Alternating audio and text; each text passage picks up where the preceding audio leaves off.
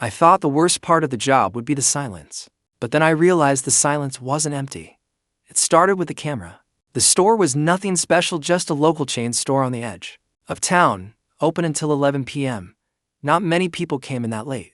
Most of the time, it was just quiet music, humming lights, and the sound of her own footsteps on the tile. Her name was Lisa, 23 years old, just trying to stay afloat after moving out of her parents' house. She worked the evening shift 3 p.m. to close for nights a week. It wasn't her dream job, but it paid rent and gave her enough hours to feel productive. For the first few weeks, it felt normal, boring, even, until she noticed the camera. The store had 8 dome-style security cameras mounted in the ceiling. Most faced entry points, cash registers, or high theft aisles. She knew where each one pointed because the manager had walked her through the layout during training. But the one above aisle 3, the cleaning supplies aisle, was different. It moved. Not constantly, not fast, and never while she was looking directly at it. But sometimes, when she walked past with a broom or went to restock a shelf, she'd catch it facing a different direction than it had just seconds before. She didn't think much of it at first. Cameras were supposed to swivel. Maybe it was motion activated. Maybe someone in the back room was adjusting it remotely. That explanation made sense. Until it did. In single quotes D.1 Tuesday night, around 9:45 p.m., Lisa was straightening the shelves in aisle 3 when she heard the soft, mechanical hum of the camera turning. She froze and looked up. It had been facing down the aisle toward the front of the store. Now it was pointing directly at her. She stared at the black dome. Her reflection stared back, stretched and warped in the curved glass. She couldn't see the lens inside. That was the point of the dome. You never knew exactly where it was looking. Still, she felt it. That cold sensation on the back of her neck. The one you get when you know someone's eyes are on you. She waited. Nothing moved. Then, the overhead lights flickered once. Just once. A subtle pulse in the silence. She left aisle 3 without finishing. The next morning, she asked her manager about the camera. Does that one rotate? She said, pointing at the monitor in the office. He glanced at it. They're all fixed, he said. No pan-tilt units in here. Too expensive. Lisa hesitated. But can someone move it remotely? Like from corporate or something? No, he said. They're dummy domes. They record, but they don't move. Why? She shrugged. I thought I saw one shift positions last night. Probably your angle, he said, already turning away. They reflect light weird. Nothing to worry about. But Lisa couldn't let it go. That Friday, she brought her phone to aisle 3 and stood beneath the camera. She turned her flashlight on and slowly waved it back and forth across the ceiling. Then she walked away, waited 10 minutes, came back. The camera had moved.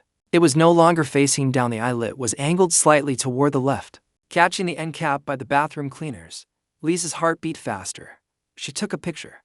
Then, she went to the office and compared it to the monitor feed. The feed showed the view from the original angle, as if the camera hadn't moved at all. But when she went back to aisle 3, it had shifted again. That night, she stayed 10 minutes past her shift and waited in the dark.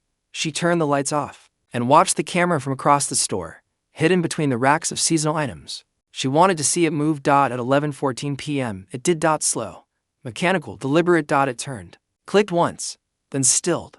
And Lisa knew, without a doubt, that it was watching her. The next few days, the feeling didn't go away. She stopped going into aisle 3 unless she had to. But even outside the aisle, the store started to feel different.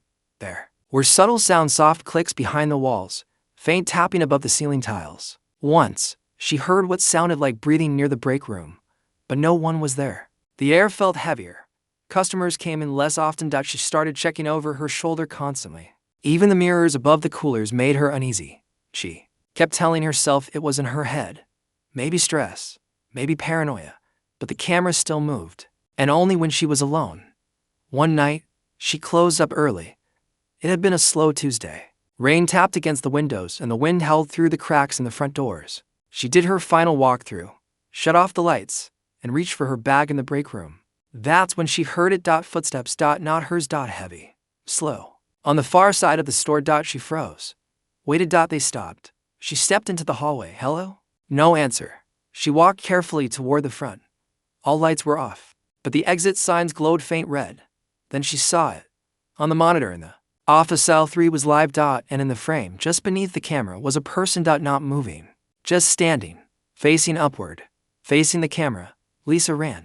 She locked herself in the office and called 911. The dispatcher kept her on the line until the police arrived. They searched the entire store. No one was found. No signs of forced entry. No footprints on the wet floor near the entrance. They reviewed the camera footage from aisle 3. It was blank. No movement. No person. Just an empty aisle. Lisa insisted. Show them the pictures she had taken. Explain what she saw on the monitor. They said it must have been an old image. She quit that night. 2 weeks later, she got a letter in the mail. No return address. Inside was a single photograph, a picture of her, taken from above. Looking up, staring at something unseen. And just barely visible in the top corner of the image, reflected in the black dome of the camera, was a face, not hers.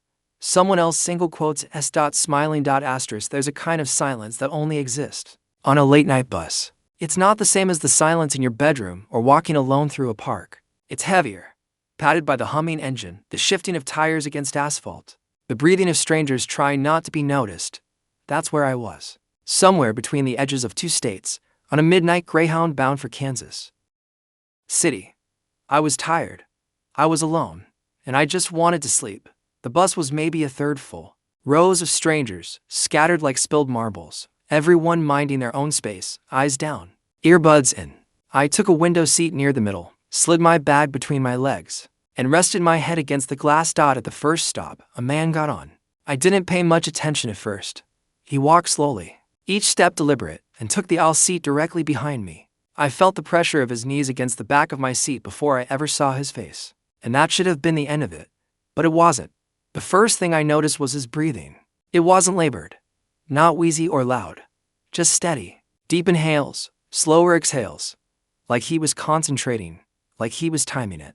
That would have been fine, except every now and then he'd stop. No breath. No sound.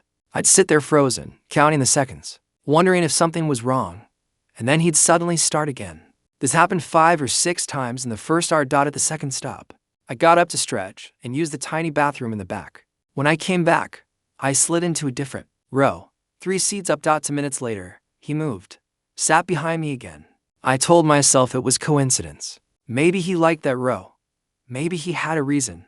But when I looked back, he wasn't reading or sleeping, just sitting still, hands folded, head angled just slightly toward the window, but not looking out. I couldn't see his face clearly, just a faint reflection in the glass. I watched for a few seconds too long, and then he blinked. He was watching me. At the next stop, several people got off. A few new passengers came on. I used the opportunity to move again, toward the back this time. Window seat, no one else nearby. A few minutes passed. I felt him behind me. I turned slowly. Same man. Same hands. Same folded posture. He hadn't spoken a word. I waited until we were on the highway again before calling the attention of the driver. She glanced at me through the mirror as I stood in the aisle. Everything all right? She asked. Hey, the guy behind me keeps following me to different seats, I whispered. Can you maybe check if he's supposed to be on here? Like his ticket? She frowned. Which guy? I pointed with my thumb, careful not to turn around completely.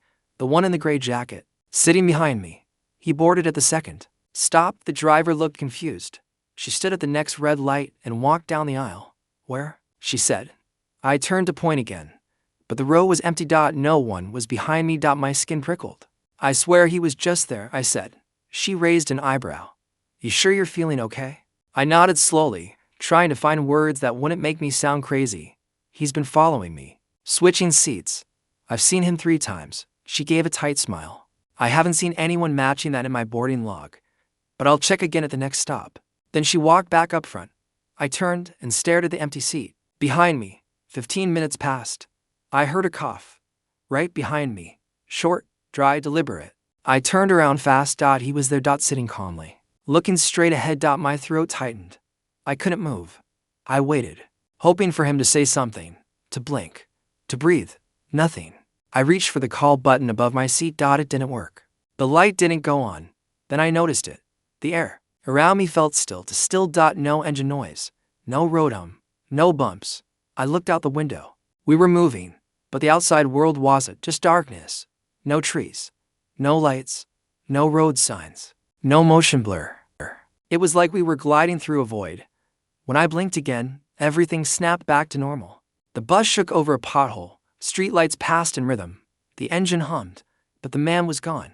Again, I didn't sleep the rest of the ride. At the next major stop, a gas station diner just before state lines. I told the driver I was getting off early. She looked concerned but didn't ask questions. I stepped off the bus into the cold air and took a deep breath. The night felt normal. I waited for my luggage, but the driver said it wasn't in the cargo bay. I stood outside the station for nearly an hour, trying to calm down. When I finally went inside, I asked to use their landline to call a cab. The attendant asked where I was coming from. I told him the name of the bus route. He paused. That bus line shut down months ago, he said. That route hasn't run since spring. I felt dizzy. I had the ticket, the confirmation email, the route number printed right on my phone. But when I looked again, the screen was black, dead. No battery. The man handed me a portable charger. It didn't help. My phone wouldn't turn back on. I took a cab to the nearest town and stayed in a roadside motel. The next morning, my phone worked again.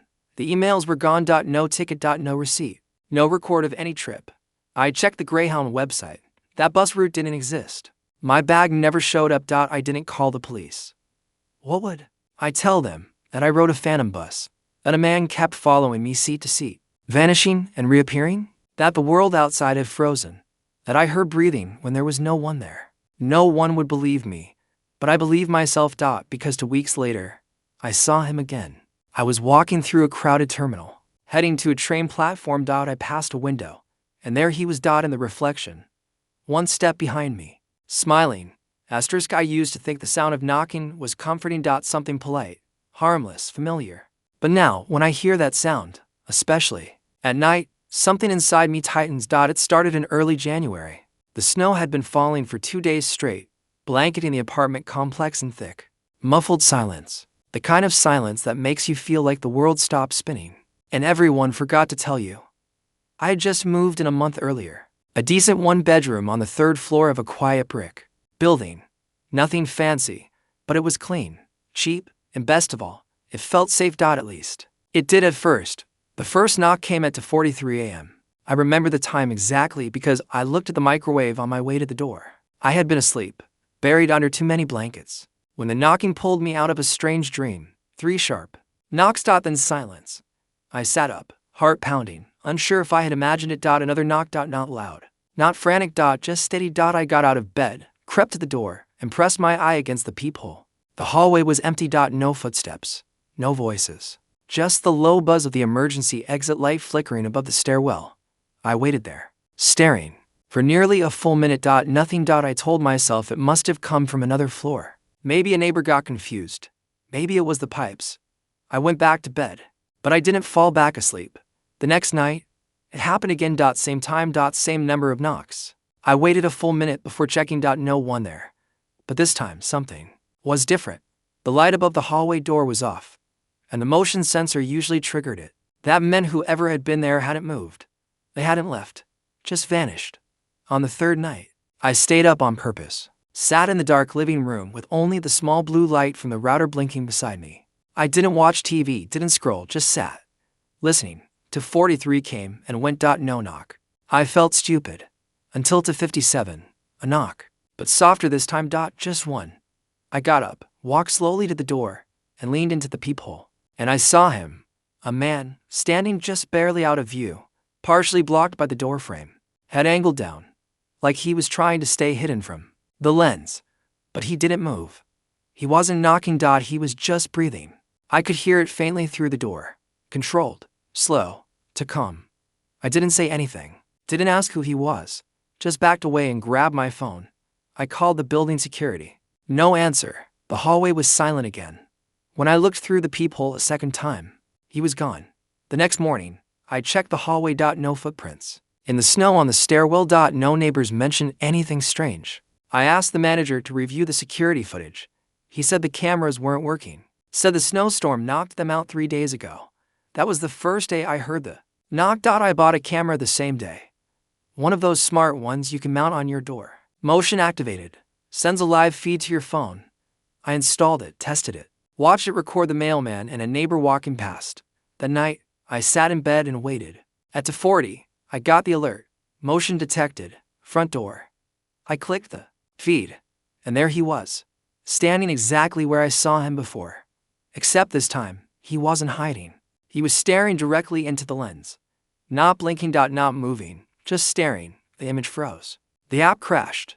When I reopened it, the feed was blank. No video saved. No image stored. Like it had never happened. The knocking never came back. Not once. But he did. Night after night. Always at the same time. Never knocking. Just standing. Sometimes I'd look through the peephole and see him leaning closer to the door. So close, I could see the small veins in his eye. Other nights, I get the motion alert and open the feed, only to see him walking away. Always walking, but never reaching the stairs. Like he faded before he turned the corner. One night, I decided to record him with my phone directly through the peephole. I crept quietly, held my breath, and pressed the lens to the small glass circle. He wasn't there. But when I reviewed the video after, he was not in the hallway. In the reflection of my own eye smiling. I haven't opened the door in weeks. I keep the lights off. I put towels under the crack at the bottom of the door. I leave the TV on low, so I don't hear him breathing. I told myself if I ignored it long enough, he'd leave. But he does in single quotes d. Sometimes comma now. He's not outside the door. Sometimes I feel him inside the apartment. In the corner of the room. In the hallway when the light flickers. In the mirror. Watching me sleep. Not knocking. Not moving. Just waiting. I never like sleeping near windows. Something about the way the glass turns black at night. Becoming a mirror for whatever's inside. A perfect reflection, yes. But not just of what's real, of what's close, of what's watching. After the breakup, I moved into a small house at the end of a quiet suburban street. It was the first place I'd ever lived completely alone. No roommates, no upstairs neighbors, just me, and the unfamiliar sound of silence. I told myself it would be good for me.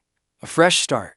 The first few nights were uneventful. I cooked frozen dinners, watched TV till late, and left half-unpacked boxes around the living room. I tried not to think about the empty spaces, the unshared bed, the weight of the house when the sun went down. And I started noticing the window. It was a tall one. Living room, south-facing, no curtains yet, just a bare, dark sheet of glass once the sun dipped past the trees. During the day, it showed my reflection faintly when I walked past. At night, it became a full mirror. I avoided looking at it, not because I was scared, but because it made me feel vulnerable. Like something on the other side might be looking in. The first time I saw it, I was brushing my teeth. The hallway view let me see the living room from the bathroom, just the edge of the window, framed by the corner of the room.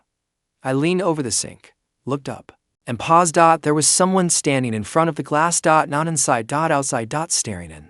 I dropped my toothbrush and stepped out into the hall. The figure vanished. No shadow. No footsteps. No sound. Just the faint swing of the branches outside. I stood there, heart racing, telling myself it was a trick of the light.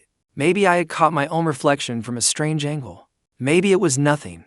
Still, I locked every door before going to bed. The next night, it happened again. But this time, I was watching.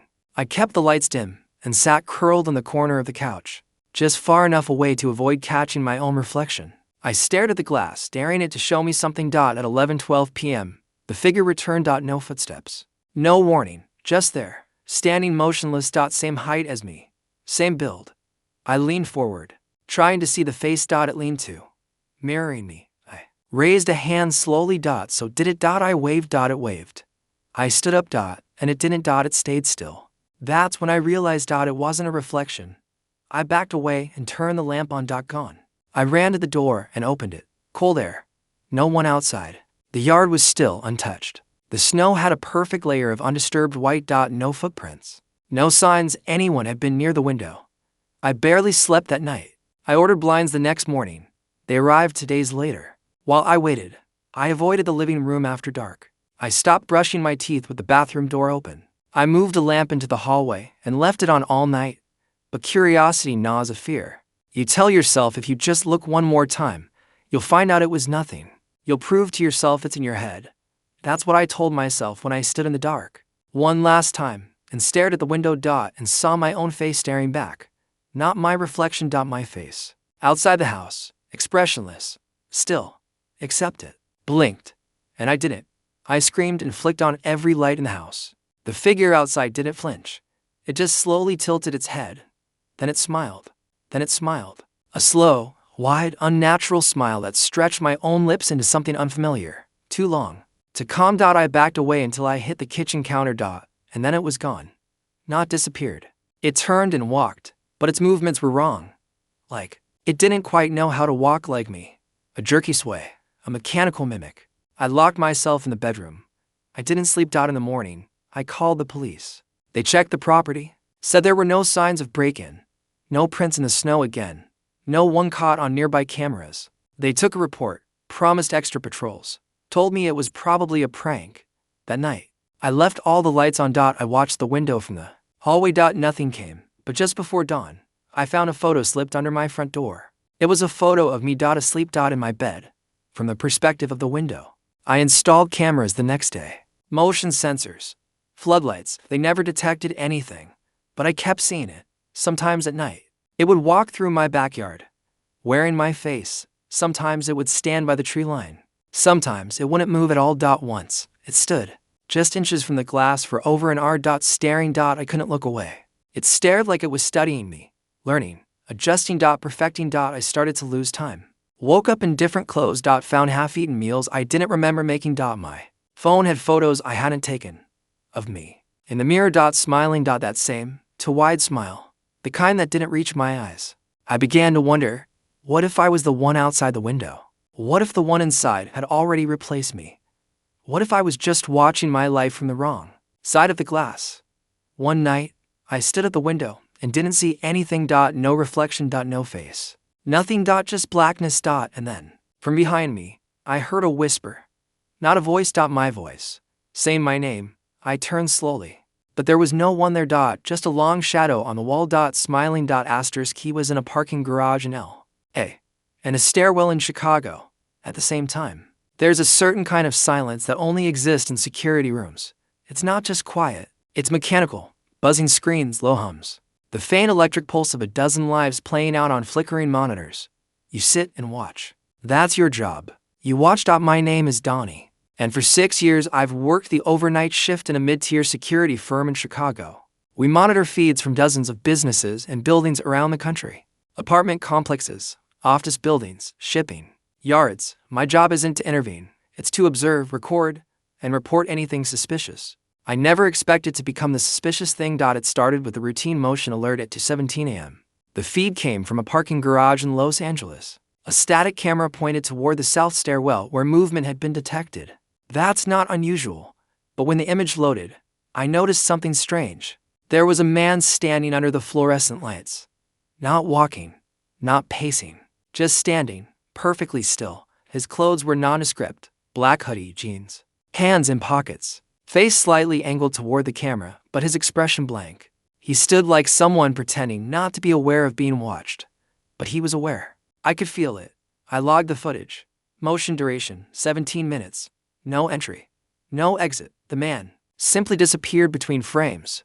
2 nights later, it happened again, this time in a stairwell of an office building in Seattle. Another motion alert. Same static camera view. Same man. Same stance. Except he was facing the wall this time. Not moving, just facing the concrete. Like he was listening to something on the other side. I rewound the feed, frame by frame. He hadn't walked in. He hadn't walked out. He just appeared. I checked the logs. Seattle alert, 2:17 a.m. LA alert, 2:17 a.m. Same timestamp, different coast, same man. I showed the clips to Marlon, the other analyst on my shift. He watched with a slight frown and shrugged it off. Could be a guy with a twin, he said. Could be a glitch, he said. I didn't push it. I just started watching more closely. Too closely. I combed through weeks of footage, and I started seeing him everywhere. In a shopping mall elevator in Denver, in a stairwell in Brooklyn, on a fire escape in Houston, all around 2:17 a.m. Same hoodie, same posture, same expressionless face. He wasn't breaking in. He wasn't stealing. He was just there, watching. By the end of the week, I had 10 separate clips from 10 cities. Each time, he appeared in places where he couldn't have been, based on time, distance, and geography. I ran facial recognition. Nothing.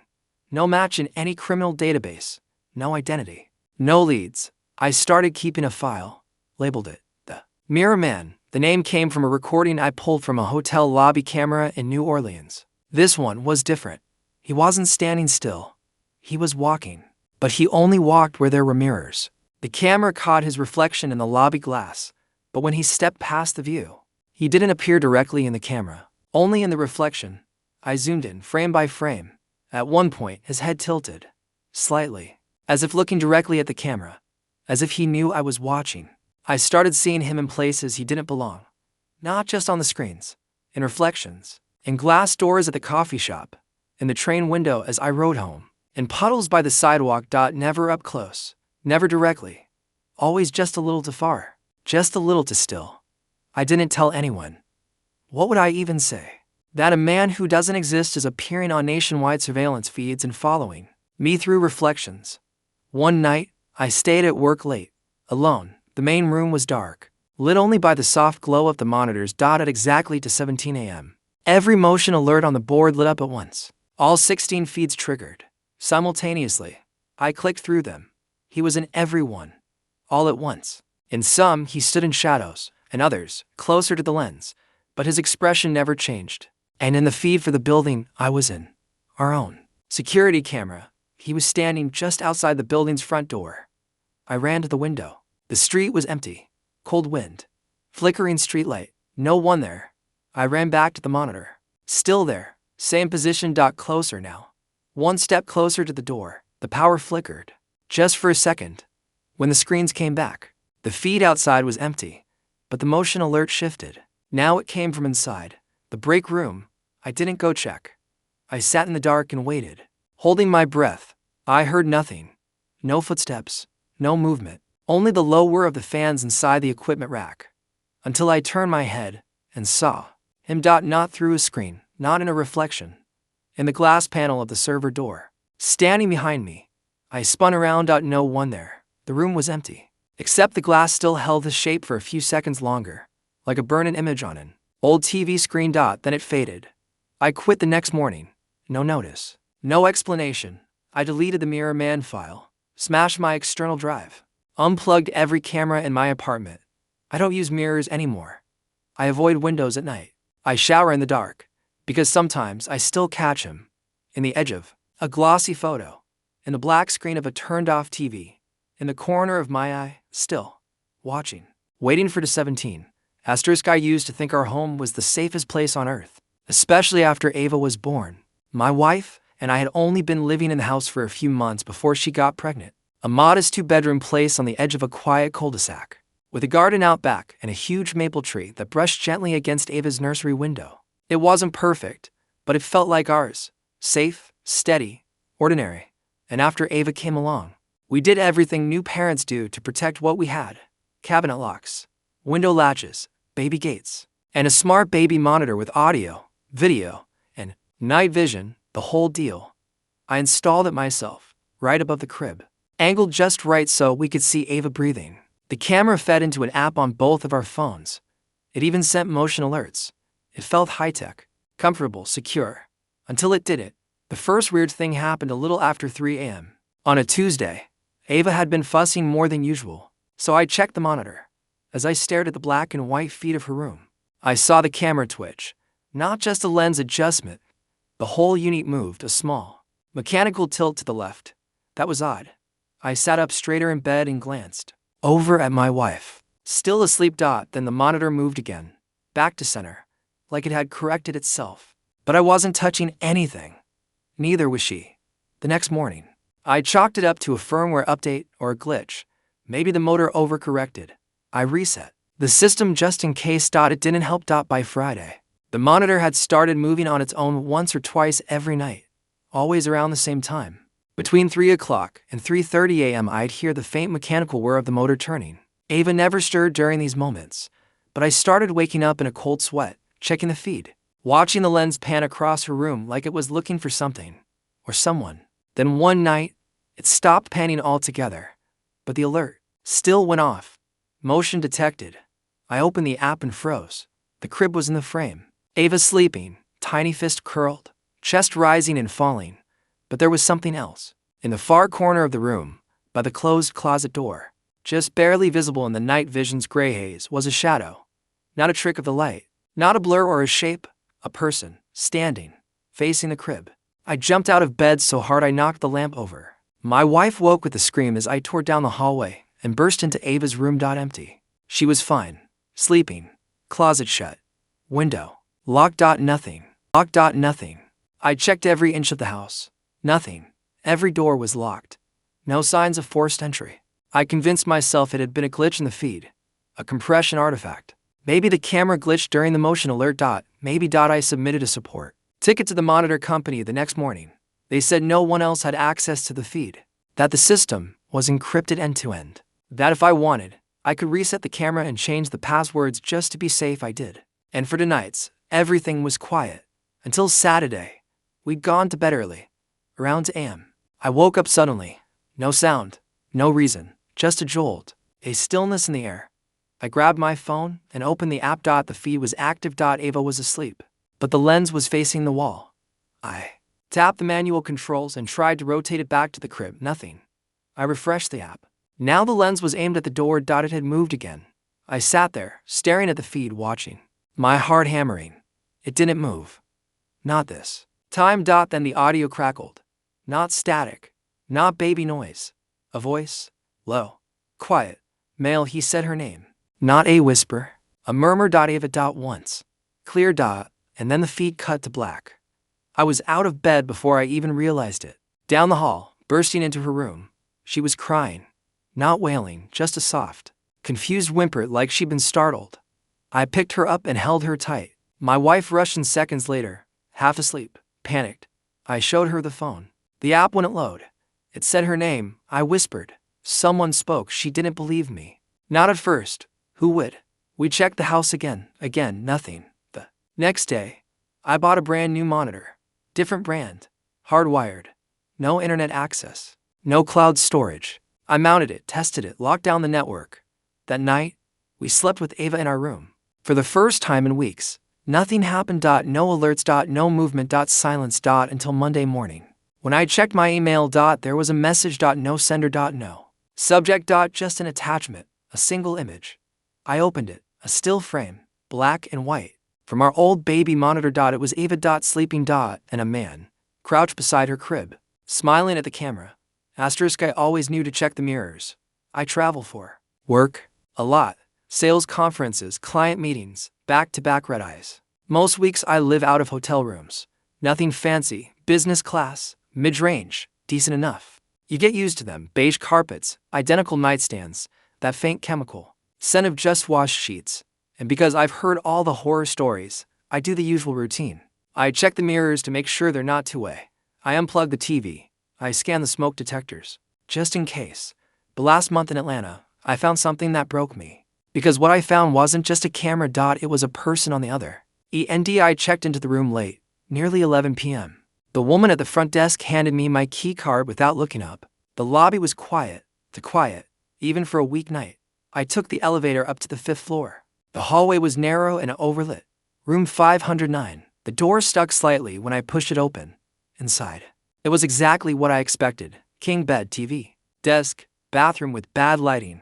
I tossed my suitcase on the bench, plugged in my phone, and sat on the edge of the bed. That's when I noticed it. The mirror across from the bed. Slightly tilted. Not crooked. Just angled wrong. Like it had been adjusted to catch something specific. I stood up, walked over, and gently tapped on the glass. No hollow sound. Just a flat thud. I squinted closer and noticed something odd behind the reflective layer. A dark spot, circular, about the size of a penny. I leaned and it was a lens. A tiny camera, embedded in the mirror. I stepped back, heart racing, grabbed my phone and took a photo. Then another. Just a document. Then I turned on the flashlight and scanned the rest of the mirror. The whole thing had been retrofitted. Someone had turned it into a surveillance device. I called the front desk. No answer. I waited. Called again. Still nothing. Then I went down myself. The lobby was empty. No receptionist. No security. Just a soft hum of the vending machine. I left a message at the front desk and returned to my room. Pulled the desk chair in front of the mirror and just stared at it. That's when I noticed the second one. A smoke detector above the bed. Slightly off-center. I climbed on the mattress and inspected it. The screws were scratched, like someone had opened it recently. I unscrewed it. Inside, another camera, pointed straight down at the bed. I didn't sleep that night. I packed my things and waited in the lobby until sunrise. When the front desk clerk arrived, she looked confused when I asked who owned the building. Said it was a franchise. Said she didn't know anything about cameras. I showed her the photos. She promised to file a report. But something felt off. Like she'd seen this before. I left and checked into a different hotel across town. Just for peace of mind. I checked that room to nothing. Clean.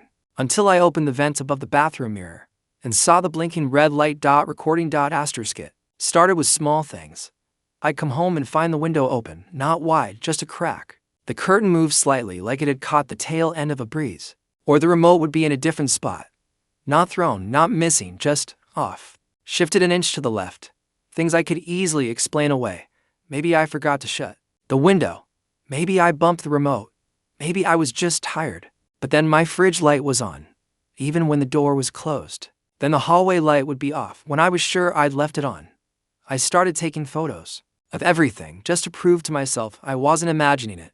I'd snap pictures of my coffee table, my closet doors, the kitchen drawers, each morning, before work, each night, after I returned and little by little the differences stacked up. A mug slightly turned, a rug folded at the corner, the blinds adjusted, not open, just angled. Someone was in my apartment. I live alone. I have for 5 years. I changed the locks, bought new deadbolts, new keys, installed the latch and a smart lock, upgraded my security system, and yet, it kept happening. One night, I set a trap, just something simple. I laid down a thin line of flour across the entryway, right inside the front door, invisible unless you looked for it. I left for work the next day. When I came home, the flour was gone. Cleaned. Not smeared. Cleaned. Like someone had swept it perfectly. I checked the cameras. Nothing. Footage glitched between 12:04 p.m. and 12:09 p.m. I called the building manager. He swore no one else had access to my unit. So I did what no sane person wants to do. I hid in my own home. I called in sick. Turned off all the lights. Locked every door from the inside. I left my car in the garage so it would seem like I'd gone. Then I waited, and at 12:06 p.m., I heard the key turn, the lock clicked, the door opened. I stayed hidden behind the bedroom door, heart pounding, barely breathing, soft footsteps, slow. No talking, no searching, just moving through my home. Whoever it was didn't stay long, maybe 3 minutes. I heard the fridge open, a drawer slide, then silence, the door closed. I waited a full 10 minutes before I moved. When I stepped out, I found a single item changed. A photo frame. It had been turned around, backward, facing the wall. The photo was of my sister. She died 3 years ago. I moved out a week later. New city, new locks, new everything. Last night, I came home from work. My blinds were angled, just slightly. And on my coffee table, a photo frame I didn't put there. Face down, face down.